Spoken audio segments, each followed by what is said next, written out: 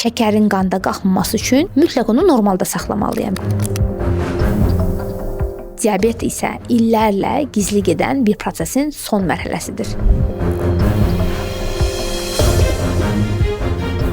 İnsulin rezistentliyi gizli qala bilərmi və biz bunu necə hiss edə bilərik? Bugün bu haqqda danışmaq istəyirəm. Çox zaman pasientlərdə insulin dirənci, rezistentlik gec aşkarlanır. Çünki bu diabetdə şəkərin qalxması kimi bir siqnal vermir. Əksinə insulin orqanizmi xilas etməyə çalışdığına görə pasient bunu gec hiss edir. Bədən bizim əvəzimizə düşünməyə başlayır. Şəkərin qanda qalxmaması üçün mütləq onu normalda saxlamalıyam və buna görə də mədə-altı vəzi insulin ifraz edir. Həddən artıq şəkər qəbul edəriksə və şəkərin normal qalması üçün insulin ifrazı da artır. Nəticədə qan analizimiz, şəkərimiz normaldır, amma özümüzü yorğun, əsəbi, artıq çəkili və xüsusən də qarın bölgəsinə piyli şəkildə görməyə başlayırıq. Əslində isə gizli mexanizm budur. Şəkər hələ də stabil görünə bilər, amma insulin səviyyəsi vaxtaşırı olaraq qalxa bilər. Yəni problem təkcə qanda şəkərin normal olması deyil, həmçinin insulin rəqəmlərinin də dalğalanmasıdır. Əsas və maraqlısı da odur ki, insulin rezistentlik nə qədər uzun çəkirsə, bir gün şəkər də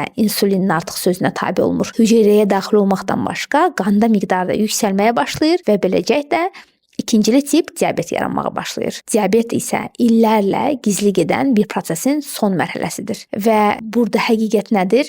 Normal şəkər hələ normal metabolizma deyil. Əgər artıq çəkiniz, halsızlığınız, yorğunluğunuz, özünüzdə olan diskomfort hissi, narahatlıq hissiniz varsa, bu artıq insulin rəqəminin dalğalanmasını göstərir və artıq sağlam qidalanmaya və sağlam həyat tərzinə çağırışınız ola bilər. Ona görə də özünüzdən müğayət olun və son dövrlər çəkisini kontrol edə bilməyən pasientlərinizə, yaxınlarınıza bu videonu göndərməyi unutmayın. Özünüzə yaxşı baxın.